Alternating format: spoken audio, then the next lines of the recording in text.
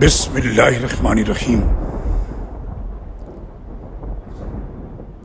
ان کے لیے دنیا کی زندگی میں بھی سزا ہے اور آخرت کا عذاب تو اس سے شدید ہوگا، اور اللہ سے انہیں کوئی بچانے والا بھی نہ ہوگا۔